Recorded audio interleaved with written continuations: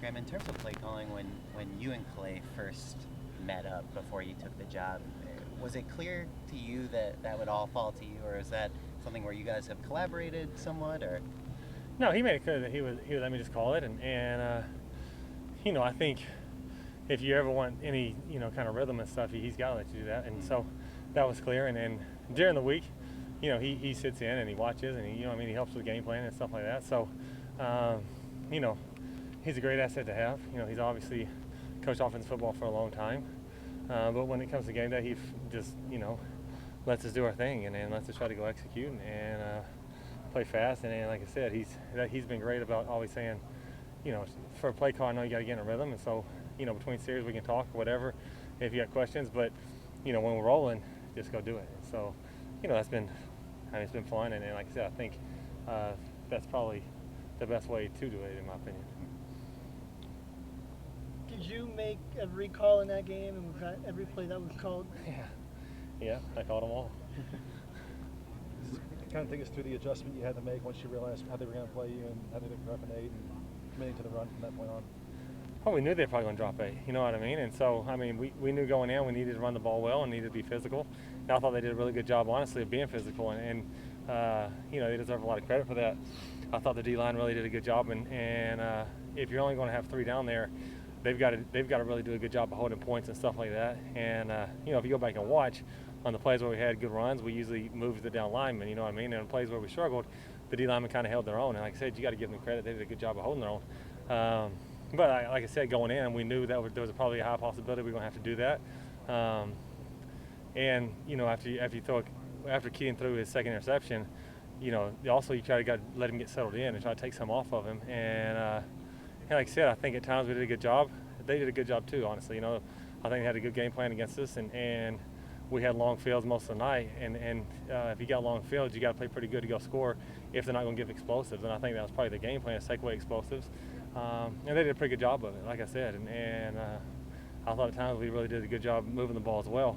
We just got to be consistent. Did they do anything different after the first drive? No, they did the exact same thing almost every snap the entire game, honestly. If that becomes a blueprint other teams use, how do you get the passing game going as you'd like it to? I think, like I said, I think if they're going to do that, we just got to dominate up front. And the more you see it, I think the more comfortable Kedon will get with it too. And we don't see a ton of that every day. And it's easier when you get to practice against certain things every single day. And like I said, we don't see a ton of 3 down or drop 8. But again, we still got to go execute. And like I said, at times I thought we did a really good job executing. And at times you got to give them credit. They held their own and forced us into tough situations. And so it was just a battle, and they made more and more play than we did. When it comes to just the art of play calling, is that something that you felt came naturally to you, like having been a quarterback, or is that something that you even had to learn yourself and sort of get in the rhythm of?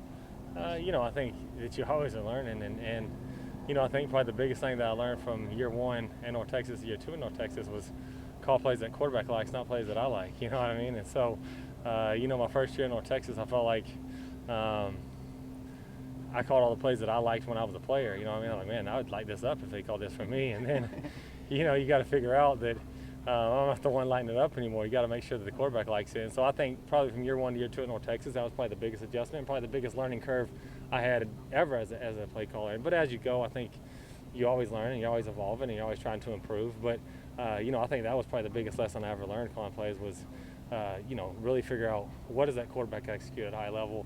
What does he feel comfortable with? What does he see well? And if you call those plays, usually they work. And so, I think that's where I grew the most for probably from year 1 to year 2 at North Texas. And again, you got to just continue to evolve and continue to grow. When you're going to go second, they kick a field goal in overtime.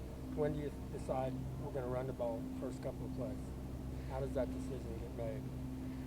I just call what I feel, to be honest with you. There was never like a discussion about it. The first play, we had a shot at it. They came in and chopped the H-back, but there was a little hole in the A-gap, and we just it flashed and we didn't see it. And then second down, we were trying to get some back, and we got it to a third and really manageable, honestly. And so I thought we were in good position, and we just make a mistake on third down, to be honest. But if you look at it, we had opportunities on both those run plays to get some yards, and then on that third down play, again, just made a poor decision, and But again, they made one more play than we did all night. If we take care of the football, we probably win the game. It's probably not in overtime, to be honest with you. And so we have to, learn from that and grow from that. And I think that we will. And be better next week. With the benefit of hindsight, is there a play among that series that you would want to change? Yeah, I like them all. That's why I called them. Do you feel like you have a good grasp at this point on the plays that Kedon likes to run? Yeah, and you, like I said, sometimes they tell you one thing and then you look at the film and it's something different. So not only do you have to figure out what they think they like, but what they execute well. You know what I mean? And that's and really he does a pretty good job with most of it. I think he has a pretty good grasp for most of it. But there's definitely plays that he executes. I mean, you can look at numbers and stuff like that at a higher level. And so that's what we try to get into, especially in important downs and big situations. Third downs and red zone situations.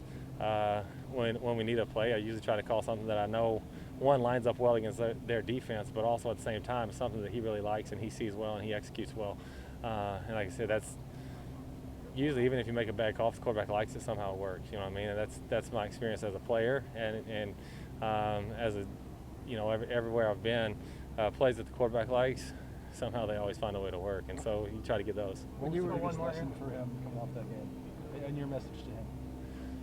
Yeah, I mean, we got to take care of the football more than anything, and I think as an entire unit, at times we got undetailed on some things, and with alignment, it's usually like with steps or whatever. I think with receivers, a lot of times you'll see it in the depths of the routes and stuff like that. They'll get short or they'll get too deep or something like that, and you get undetailed. And I think with quarterbacks, when they get undetailed, you see it in the decision making and stuff like that, and they just kind of start guessing and skipping reads. And so that's what I told him was no matter what happens and no matter what the situation is, we have to be disciplined enough to continue to go through our read every single snap. And like I said, from day one, kind of as an offense, our motto is to be selfless, tough, and disciplined. I thought, they did a really good job being selfless the other night. I mean, from what what the guys on the sideline said, no one was complaining. And I don't know how many passes. I think we had 30-something pass attempts, which isn't terrible, but 34 passes. So, but it's not as many as we usually throw probably. But the receivers weren't griping about it. You know what I mean? They were just going out there and trying to do their jobs when the ball came their way, and in the run game trying to block. So again, I thought they did a really good job being selfless. When adversity hit, no one complained. I didn't see any panic or anything like that. So again, I think that's just a good sign of toughness. I just think we lost some discipline at times. Like I said, in depths of routes, with quarterbacks, with reads and stuff like that, with alignment, sometimes it steps. And so that was my message, not only to Kedon, but to the entire offense, was we got to be detailed, and that comes down to being disciplined. That's who we say we are. And so we got to be disciplined enough to just do our job and focus on our job every single snap. And if we do that, we'll be fine. And so that's, like I said, kind of what I told Kedon was no matter what the situation is, no matter what the play is, just be disciplined enough to go to your reads. And there's times on that film where he's kind of skipping one, or you can kind of see his head turn too fast. And it's like, this is an example. Hey, be disciplined enough to look at that guy because he was open. Right? You know what I mean? I know maybe you didn't think he's going to be open, whatever the case may be, or you're feeling kind of, you're not feeling comfortable back there. That's fine.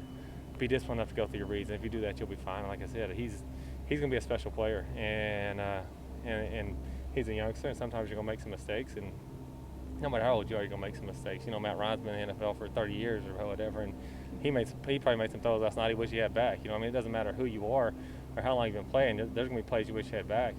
But I think the key is to always just try to learn from it and grow from it, and he'll do a great job of that because that's the kind of kid he is.